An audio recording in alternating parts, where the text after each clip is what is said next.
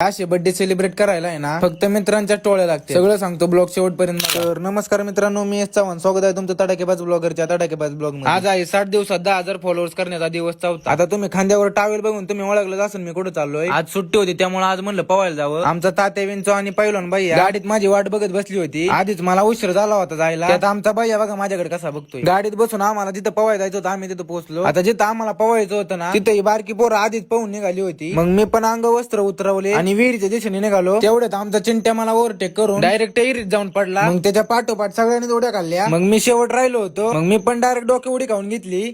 नाच करते काय यायलाच लागते.